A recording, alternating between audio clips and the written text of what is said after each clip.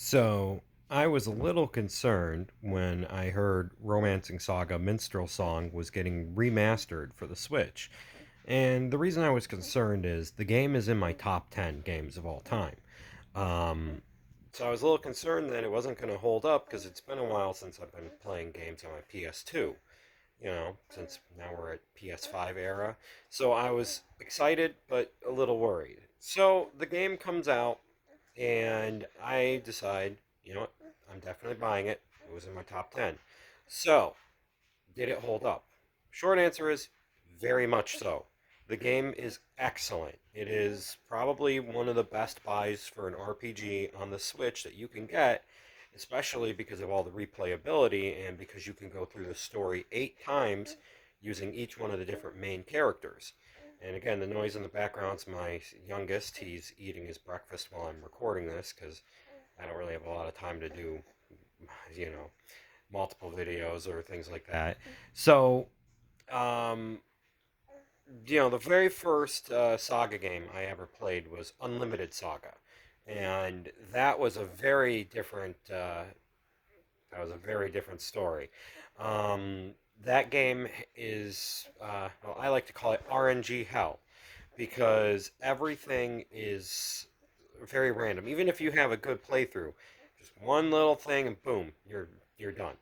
It's an incredibly difficult game to go through, and it doesn't really make it very easy to jump into the Saga series.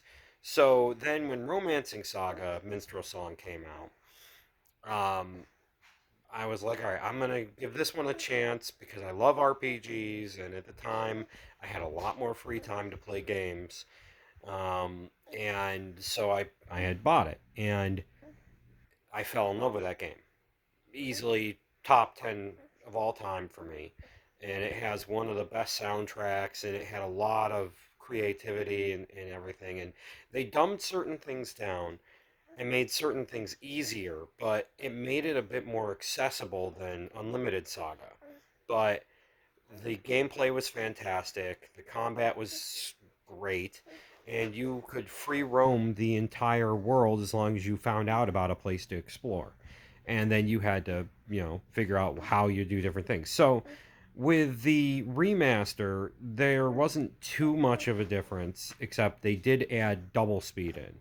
I didn't use double speed for world exploration, but I did for the battles because you fight a lot of battles in the game, and I just was like, all right, I'll speed up the battles, and then I blasted through. I let my daughter pick out which character I was going to play as, so I wound up playing as Gray, who is not exactly my favorite one because his story is about forging his sword until it becomes this ultra powerful weapon, and then you have to fight the demon inside the sword. Only I could never get the blacksmithing to work.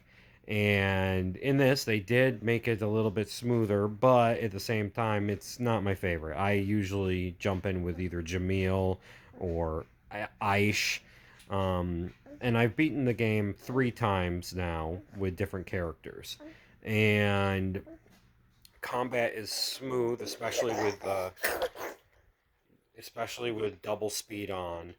Um, and like I said, the music's great. I actually bought the soundtrack to this game years ago because I just loved every single track and the battle themes. There's multiple different battle themes in it, and it's 25 on the Switch right now.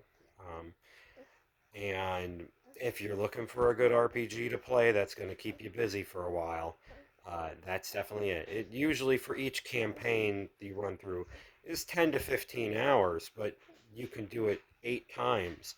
And there's different quests that you could have missed, and then there's special quests where you have to go through the game more than once to unlock certain other ones. And there are 3 different ways of reaching the end boss, and you can only go from one way in each playthrough. So if you want to go get to the end boss each way, you've got to play the game differently more than once. And um, I don't want to spoil too much of the story, but it's very open world, and you just begin by choosing it. Albert is your go-to choice to be the easiest one to start off with because it kind of holds your hand at the very beginning. Hawk is completely open right off the bat, and so is Barbara.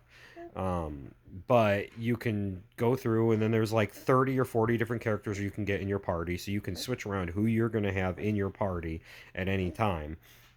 And it's a lot of fun, and the music's great, combat's great, exploration's great, and it held up very well. And I highly suggest trying it out if you haven't played it. And the nice thing is, with someone like me with having three kids, having it on the Switch where I can put it in sleep mode at any point is absolutely fantastic. And the more games that get put onto consoles where I can just put it into sleep mode, walk away, and come back when I actually have time, because between working a full time job and three kids, you don't have as much time to sit there and play. Um, Granted, with the remaster, I only played through the game once so far, um, but I will be going through it more than once as I have more time.